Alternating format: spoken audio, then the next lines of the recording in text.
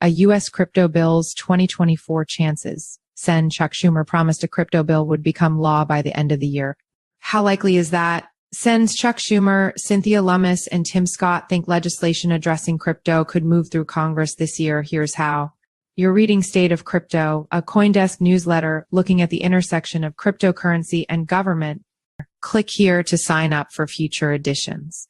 Earlier this month, Senate Majority Leader Chuck Schumer, D-N.Y, told the audience at a CRYPTO 4HARRIS virtual event that he hoped to shepherd crypto legislation through Congress and have President Joe Biden sign the bill into law by the end of 2024.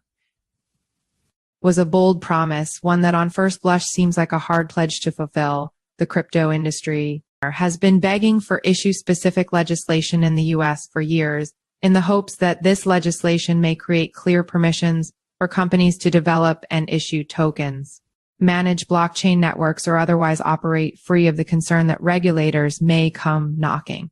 The closest Congress has gotten so far is the Financial Innovation and Technology for the 21st Century Act, a House bill, supported by Financial Services Committee Chair Patrick McHenry, R-N.C. With a limited number of working days left in the year, the chances for crypto legislation moving through the Senate are slim. So here's what could happen and the potential roadblocks.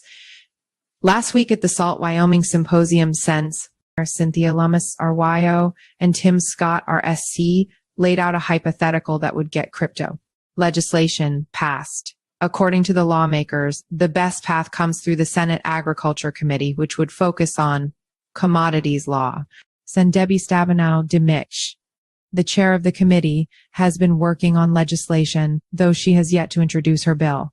If a bill is voted out of this committee, Lummis said, it would likely become a Christmas tree bill, where lawmakers add on other amendments and provisions, which could include, for example, the safer banking bill, stablecoin provisions, and more.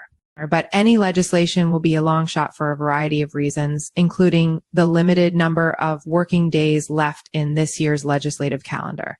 It's surprising how few of those are left after the election, Lummis said at the SALT event. Moreover, at least some portion of that remaining time will likely be spent working on must-pass bills like the annual National Defense Authorization Act and budget legislation.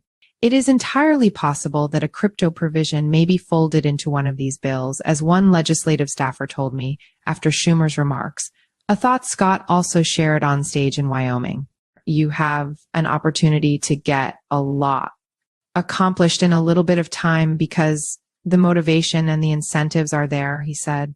The potentially bigger issue is whether any crypto provisions will receive enough support to C, a bill introduced in the Senate, B, get passed out of committee, and C, pass through the Senate either as a standalone bill solely focused on crypto issues as part of a larger financial services-focused bill or within the must-pass pieces of legislation.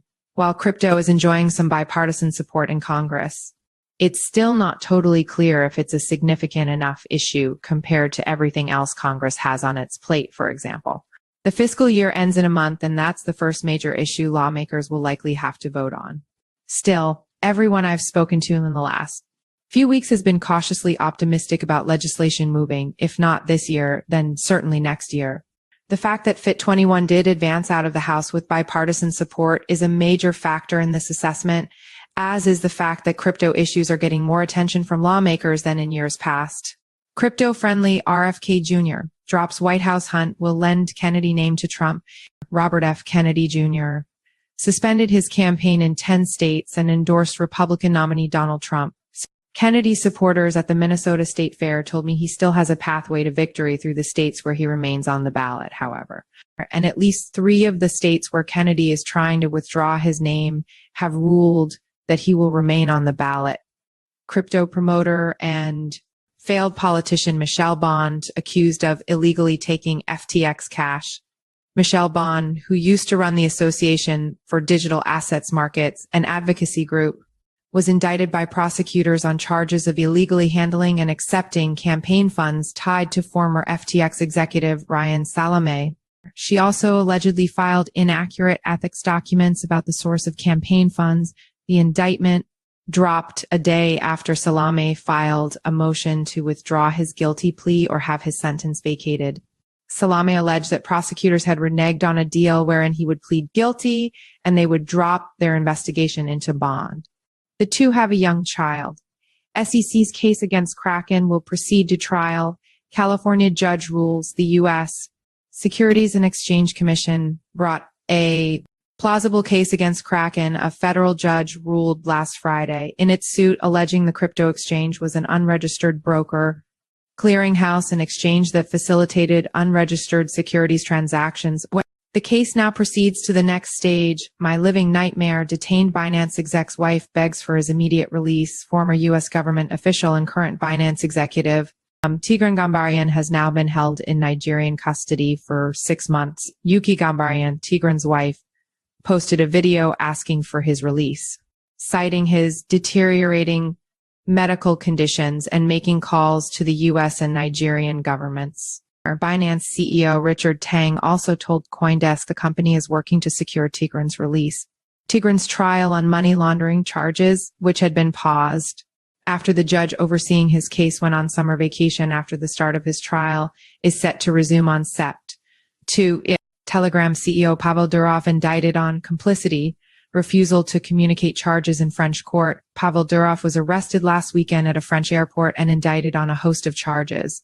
Some of the charges seem more straightforward than others. Durov is accused of not cooperating with French authorities in their investigations into the proliferation of money laundering, drug trafficking, and child exploitation material on Telegram.